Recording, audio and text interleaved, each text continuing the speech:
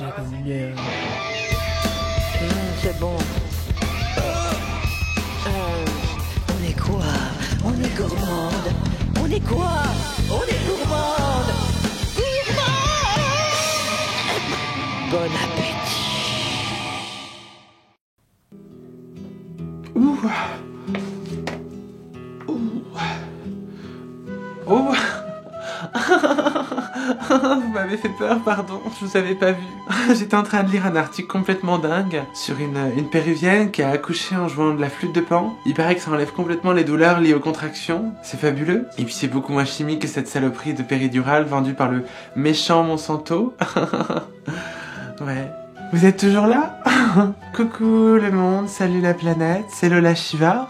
Bienvenue dans l'antre des saveurs. Comme vous pouvez le constater, je commence à être bien enceinte, je suis au 8e mois. Mes chakras sont complètement open, je suis vraiment sur plusieurs niveaux de lecture du monde en même temps. En tout cas, j'ai pensé à vous, parce qu'aujourd'hui, on va faire des petits pots pour bébé. 100% vegan, avec tous les nutriments dont il a besoin pour bien grandir. Et puis surtout, cuisiner exclusivement avec des légumes issus de l'agriculture locale. On va commencer par la patate douce. Elle est super douce cette patate. Il vous faudra des patates douces. Prévoyez-en environ 50 grammes, 100 grammes de carottes, 50 grammes de quinoa pour apporter des protéines à bébé, de l'eau, la base de toute vie sur terre, et enfin une cuillère à café d'huile de noix. On n'oublie pas les glucides. Vous entendez ça? Cette eau qui bout, qui frémit. C'est le chant de Mère Nature. Tu entends, bébé? Oui. Alors, notre quinoa, pour ceux qui ne le connaissent pas, vous pouvez remplacer toutes vos pâtes, toute votre purée mousseline, votre riz ébli dégueu, enfin toutes les merdes que vous mangez, quoi, par du quinoa. C'est nourrissant, c'est gluten-free, et puis ça tient encore. Je veux dire, après 2 cuillerées en général, on en a marre. Et puis c'est plein de protéines pour bébé. Bah oui, un bébé. On a envie de manger du quinoa, eh oui.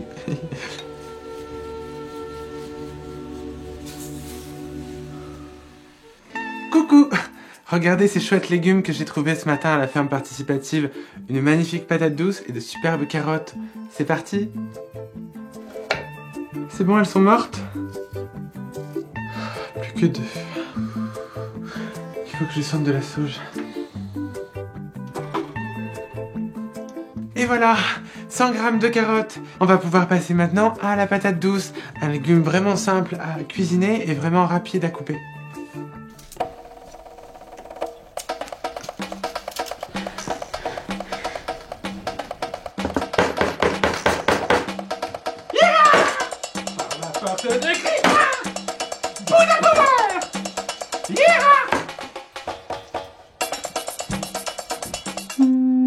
Et voilà, super fastoche, vraiment un jeu d'enfant.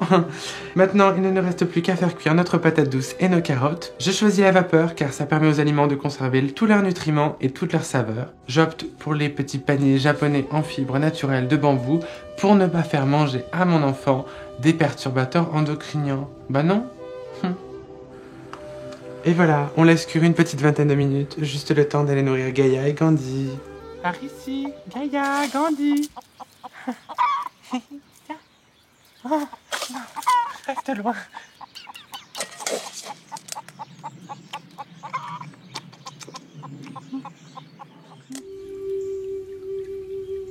J'ai bossé pendant 10 ans dans une boîte de pub.